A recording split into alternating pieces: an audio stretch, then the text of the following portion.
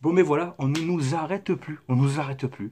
Cinquième victoire d'affilée, ça fait plaisir. Steve, supporter of Marseille. Ici, on va parler football. Bienvenue sur la chaîne du youtubeur marseillais qui te parle réellement foot, sans chichi, sans tabou et surtout sans langue de bois. Angers OM, 16e journée de Ligue 1. Victoire 2-0 de nos Olympiens. C'est parti. Tout de suite, je fais vite quelques dédicaces. Au dernier débrief, j'ai fait des dédicaces à mes abonnés qui me suivent sur en Afrique, en Suisse, en Belgique, etc. Bon, j'ai eu des messages, on m'a dit, oh, tu nous as oubliés, donc je fais une grosse dédicace à tous ceux qui me suivent aux Antilles, Guadeloupe, Martinique, à La Réunion, donc tous les dom-toms, hein, ceux qui me suivent aussi dans le Marineland, hein, et ceux qui me suivent aussi en Asie, à Bangkok. Donc voilà, j'ai des abonnés partout, franchement, ça me fait plaisir. D'où le nom, supporter off Marseille. Voilà, si un jour tu t'es demandé pourquoi off Marseille, parce que c'est international. Marseille, les supporters sont à l'international. Allez, tout de suite, on enchaîne. L'ambiance, tout d'abord, vite fait. Respect à tous nos supporters, tous nos ultras qui ont fait le déplacement là-bas à Angers. Vous étiez plus de 600. Vous avez ambiancé ce stade, vous avez chanté, on vous a entendu tout le match. Respect à vous, les gars. Et bravo pour votre ferveur en déplacement, encore une fois. La compo, Mandanda dans les buts, classique. Donc c'était un 4-3-3 hein, avec Camara, Kaletakar, donc défense centrale maintenue depuis quelques matchs. Amavi à gauche, Saka à droite, du classique. Strootman en 6, Sanson, Rongier, Sarr, Payet et Benedetto. Bon, le match, on commence assez difficilement le match, je trouve. Angers a un plan de jeu bien stable, très rigoureux. On sent que c'est une équipe qui a l'habitude, qui maîtrise son sujet. D'ailleurs, ils ne sont pas en haut du tableau pour rien. On a vu beaucoup de rigueur dans leur jeu. Ils défendent bien, ils attaquent bien en contre, notamment sur les ailes. On a été quand même pas mal de fois mis en difficulté, notamment sur le couloir de Sakai. On a subi quand même, hein. On n'a pas eu la possession de balle, surtout en première mi-temps. On a pas mal subi. Nous, on a procédé en contre. Hein. On a essayé de profiter des coups. Hein. C'était la consigne apparemment d'Andrés Villas-Boas. Mais avec du déchet technique, surtout dans la première demi-heure. Hein. On perdait les duels, on perdait les seconds ballons, tu vois ce que je veux dire. Donc c'était pas évident. Hein. Il y avait peut-être un peu de fatigue, mais c'est pas une excuse. Hein. De toute façon, mais ce que je veux dire, c'est que voilà, cette équipe d'Angers nous a vraiment mis en difficulté. D'ailleurs, je pense que sur l'ensemble des 4-5 derniers matchs qu'on a joués, et je comprends même Lyon dedans, ben pour moi, Angers était l'équipe la plus difficile à manœuvrer. Hein, parce que c'était vraiment un bloc solide, homogène, tu vois. Il y avait vraiment un fond de jeu aussi dans cette équipe d'Angers, tu vois. On sent quand même une équipe structurée. Mandanda qui n'a pas eu grand chose à faire, mais notamment ce super barré sur une tête de Capel. Je ne sais plus si à ce moment-là il y avait 0-0, tu me le diras, ou si on met déjà un 0. Enfin, dans tous les cas, cet arrêt est décisif et encore un arrêt de grande classe de Steve Mandanda, qui, voilà, à part ça, n'a pas eu grand chose à faire. Ballon aérien, relance au pied, du classique, mais serein quoi. La défense centrale, Camara, Kaletakar. Bon, Camara aussi pas mal de déchets. Hein. Il a de temps en temps essayé de dribbler, de porter un peu de ballon, mais ça faut éviter, hein, Bouba. Surtout contre une équipe qui est en haut du tableau, tu vois. Et à l'extérieur en plus. Hormis ça, pas de grosses bévues. Une défense centrale qui a contenu les attaquants d'Angers. Alors il y avait des clients parce qu'il y avait ce Alioui qui est très bon, qui est malin, qui a beaucoup de technique et qui a de la malice hein, dans la surface. Il y avait Tchoub, hein, cet attaquant, cet ailier qui était animé avant. Lui, il est monstrueux, lui. Hein. Lui, quand il accélère, qu'il crochette, il nous a fait très mal à chaque fois, lui. Mais dans l'ensemble, ça va. Kaletakar, Camara, ça a été. Sakai, match discret, défensivement, il était là, même s'il a beaucoup souffert, et puis il est sorti suite à sa blessure à l'épaule, donc il a joué qu'une mi-temps. De l'autre côté, Amavi encore dans la continuité de ses performances. Amavi, bon défensivement, donc le danger n'est pas venu de son côté, pardon, et offensivement, ben, il a encore fait ses incursions, quoi, ses portées de balles où il percute, où il casse les lignes, voilà, du Amavi vraiment en jambes, physiquement au top. Hein. On sent qu'il a du dynamisme, on sent qu'il a de l'explosivité. Un Amavi voilà, qui est agréable à voir jouer. Le numéro 6, c'était Strootman, encore. Tu vois, je pensais que Alvaro reviendrait, etc. Mais non, en fait, il a maintenu son équipe pour garder une certaine continuité. Donc Strootman était en 6. Bon, Strootman aussi encore impliqué. Alors, c'est pas forcément celui qui récupère le plus de ballons. Hein. C'est pas celui qui qui va harceler énormément le porteur du ballon comme peut le faire Rongier ou Sanson, mais voilà, il fait sa part. Hein, on ne va pas non plus à chaque fois lui casser du sucre sur le dos. Strootman a fait sa part sur le match d'hier. Hein, c'était pas un match évident non plus. Et il a fait quelques bonnes interceptions. Il a relancé le ballon à chaque fois proprement, donc pas de problème.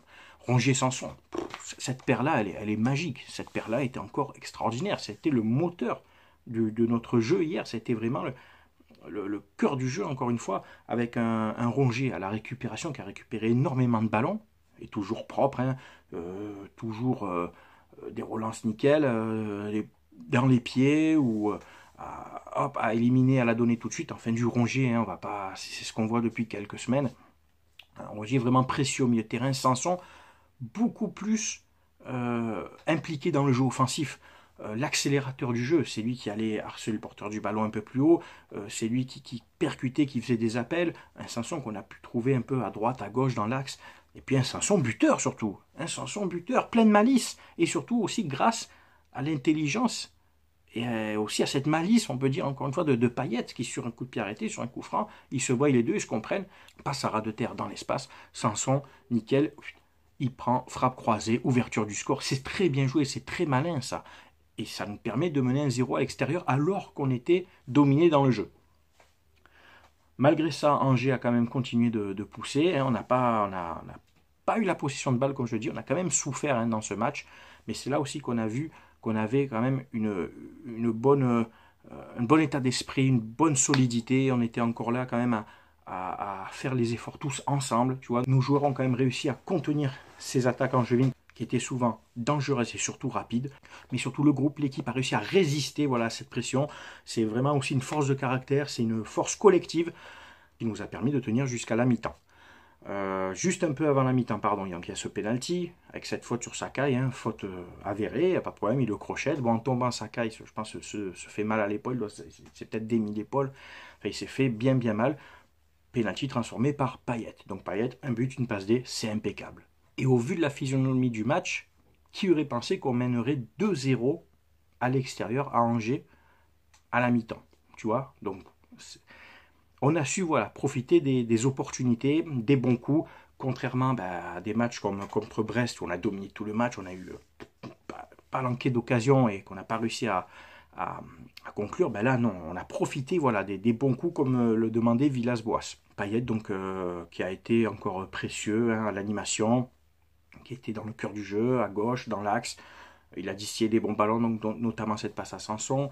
Il s'est bien battu, remplacé vers la 70e minute de jeu par Alvaro González pour consolider un peu la défense et surtout contenir les attaques angevines.